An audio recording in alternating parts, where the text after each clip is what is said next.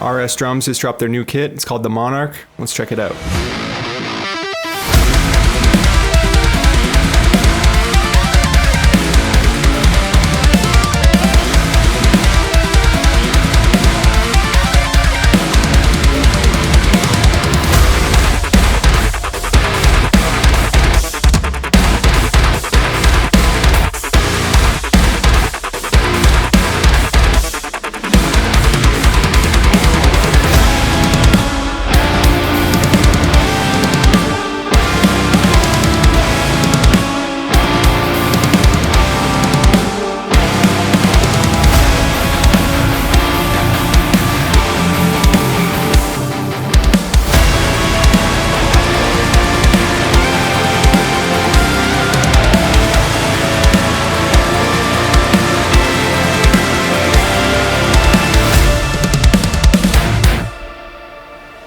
Anup is one of my favorite drummers of all time, and to have his kit in plugin format, it's like my prayers have been answered. If you've never checked out his solo music before, you're missing out because it's like the best instrumental gent music there is. Be sure to check that out. This kit has everything I want in a drum VST. It's got a wide array of cymbals. It's got a stack, which is a make or break for me. If it doesn't have a stack, it's just really annoying to work around. I have to import some separate third-party one. The China sounds great. You got a bunch of different crash options. Another interesting thing about his setup, you'll notice, is the dual floor tom setup, which is really nice panning-wise because you kind of get this evenness to drum fills where you hear toms over here and they're super far, wide, spread out toms. Here's the main kit overview page.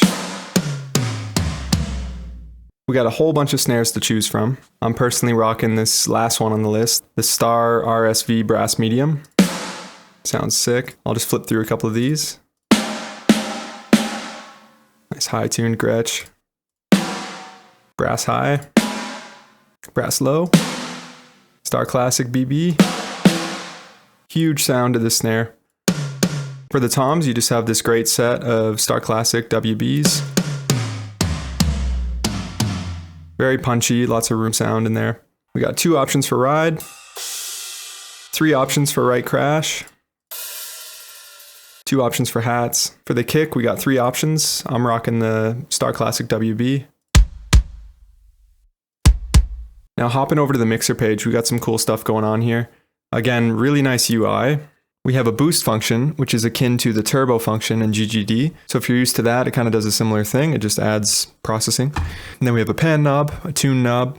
We got the volume control down here, a fader for each kit piece. And then we have some more advanced stuff. So if I go to the advanced routing button here, say I want to send my kick room to like a separate track and not have it be bunched in with the kick channel, then I can do that. I can just go over here to close room and far room. And I have these sent out to a different output within Contact. And I'm doing that for all my shells. So snare room goes to a separate track, tom room, separate track. If you have separate control over the room track, you can really like pump it full of compression and distortion and stuff. And yeah, we also got all the room controls, cymbals, hi-hats, ride.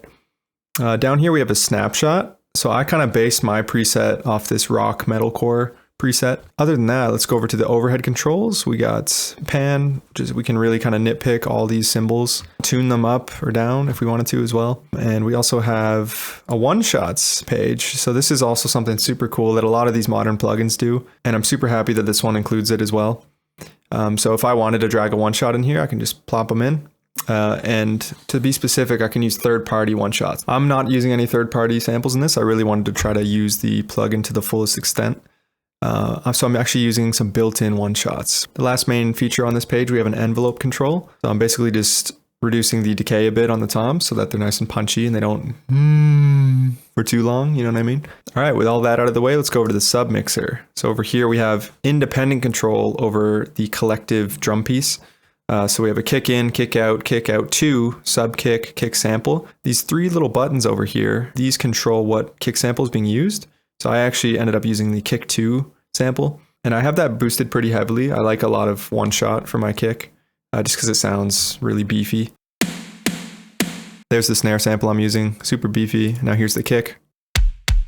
Really like splatty and modern sounding. And then down here we got a reverb setting. I'm not using any of that. I like using my own reverbs, but you could really do it all in this plugin. You could actually have a finalized drum mix, which is really cool. Moving over to the bleed page, you have even more control. So you can go through and, if you want no cymbals in your room tracks or whatever, you can do that. You can take them out. But because I'm routing each shell room to a different track, then I don't really need to do that. And then we have a groove page over here. So I don't have any grooves currently loaded here, but they're super easy to use. They pop up here on the left, you click play, and then you can drag it into your session. And then over here on the settings page, very important, the mapping page. Sometimes they can be annoying with certain drum plugins. This one's super intuitive though. You have the note selection here, so kicks on C1. The way I'll assign drums is I'll open my MIDI map and then like hover over a kick drum. I'll hit the learn button and then I'll just highlight the kick. And it'll basically assign it to that note instantly. I don't have to manually go through the list and find them all. That's how I used to do it, and it was very annoying. And then over here in the velocity curves, another super important thing. Say you receive MIDI from someone, they programmed in Superior Drummer, but you're using this program. Sometimes those velocity curves are going to be different. So if you notice their ghost notes are like deafeningly loud, then you can do a move like this, where I turn on the velocity curve for the snare, pull it down, and now that's going to be more of an exponential ramp up on the velocity. And vice versa, if their ghost notes were like inaudible, you can do this move where it kind of ramps it up the other way. Now let's check out how this kit sounds soloed.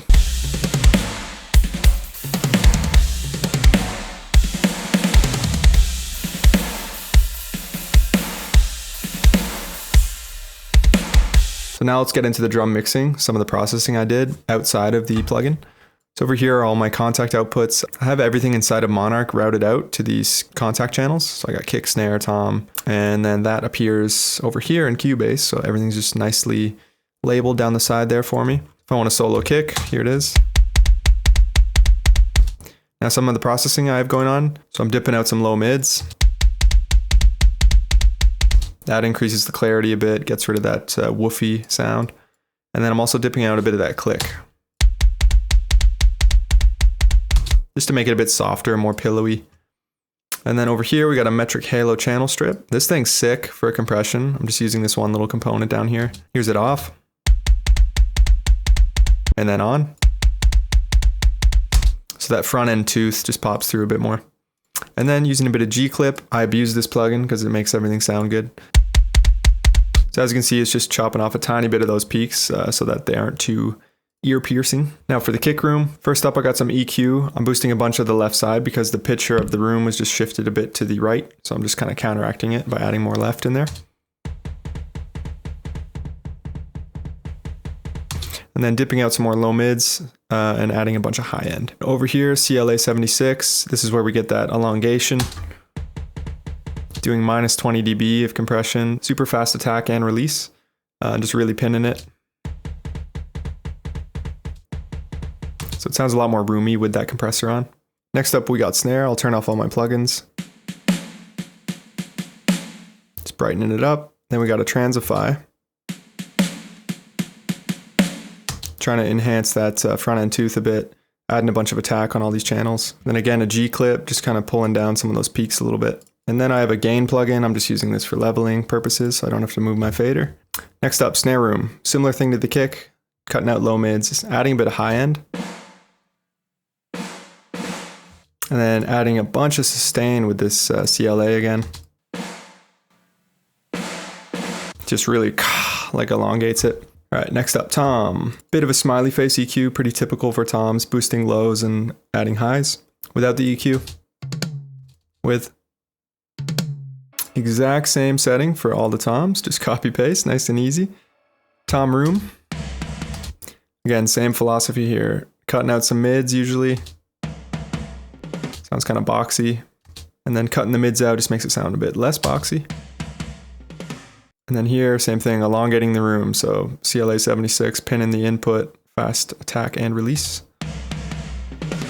Nothing on the hat, nothing on the ride, nothing on the splash, nothing on anything until we get to the overheads again. And these are already pretty bright. They have that like nice gritty, sandy quality in the high end. But adding a Pultec, you can boost that even further. I'm boosting a bunch of 10K. And that just kind of gets it really crispy up there. And then after that, we got a soothe, just helping take care of some resonant frequencies. And then on the room track, I'm just boosting up the high end again, same kind of move I did on the overheads. Here's without. And then with. And then I route all the cymbals to a cymbal bus. On there I have another Soothe 2, just to kind of really take care of any harsh frequencies. And then I route all my shells to a shell bus. So that includes all the close mics and their respective rooms. Because on here I like to do a cool parallel processing trick using this Shep's Parallel Particles plugin. I'm boosting like every knob just a little bit. Here's the plugin bypassed. Now engaged. So there's a couple things that this plugin does that I really like. This thick knob here adds like a really nice characteristic to the low mids on the kick, like this super punchy. It almost sounds a bit fake, but in a good way. And because the snare also lives in that same frequency range, it's doing the same kind of thing there. It's really making that snare pop. And then I have a G clip just to kind of control any peaks. And then lastly, all of that is routing to a drum bus where I have nothing. So that's just kind of to control the level. And here's the final drums only mix again.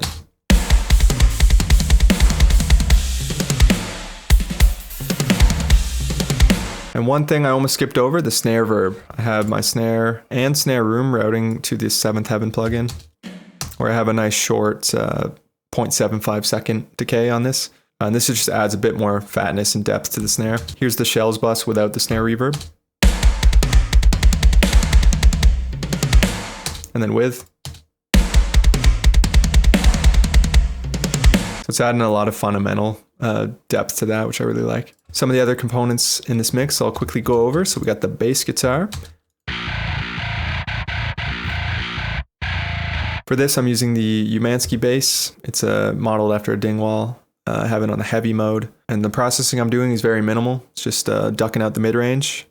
Turn all the plugins off here. Here's without the EQ. And then with. Pro MB, duck in the low end whenever the kick hits. This is a great way to clean up your low end. I have it with a very fast attack and release, so it's like as soon as it senses that kick drum, it ducks the low end of the bass.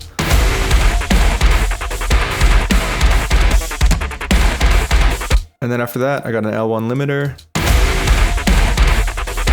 After that, we got guitar.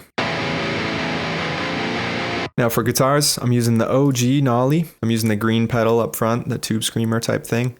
Drive at 0, tone up. Over in the amp section, just using the main amp. Didn't even move a knob. And then I'm just using the 57 at its default settings. And then after that, I have some compression after the amp. Using this Renaissance Axe plugin. When you have the attack slow like this, it really makes the guitars jump out of the speakers because that first 20 milliseconds is emphasized a lot, which is where all the pick attack lives. And then after that, we got an EQ. Huge high-end boost. The Nolly amp is kind of dark. I probably could have turned the knobs on it to counteract that, but I'm just using an EQ instead. So without this EQ.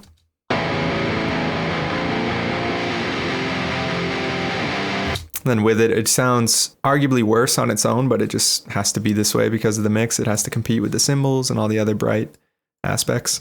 And then I'm also doing some notching there as well, just I'm kind of taking out some harsh frequencies. So I'll bypass that.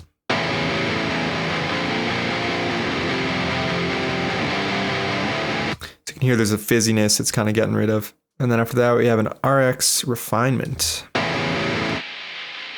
This is a pretty similar plugin to Soothe. It just kind of takes out resonant frequencies. Here's what it's taking out. Then I'll bypass it.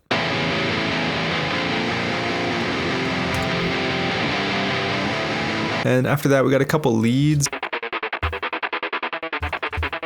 This is just like a little guitar segment I chopped up, put an amp sim on, and then put a LFO tool to kind of make it choppy. Here's without. And then put the plugin on. Makes it sound really cool, helps that break down a lot. And then we got a post-rock lead.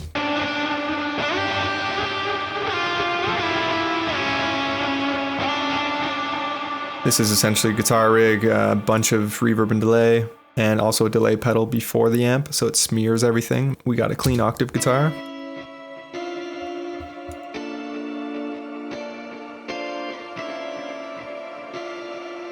This is just a bit of OTT to get some brightness out of it.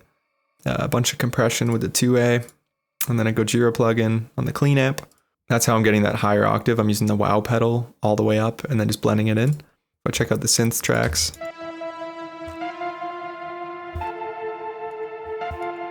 It's really just 2 layers. I got this super washed out piano, which is, what am I using for this? The Gentleman. With no processing, it sounds really boring. Throw a bunch of distortion, LFO tool, Supermassive on there, and it sounds like this.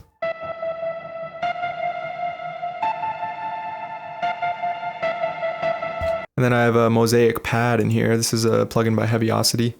Sounds really dope.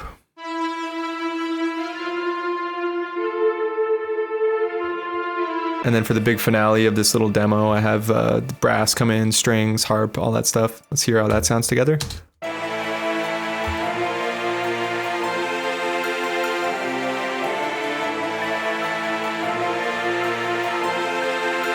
And that wraps up this little walkthrough. I hope you guys enjoyed this video. Be sure to check out these drums. This is one of the best drum plugins out there, and you'll be stoked you grabbed it. All right, peace out, guys. I'll see you in the next one.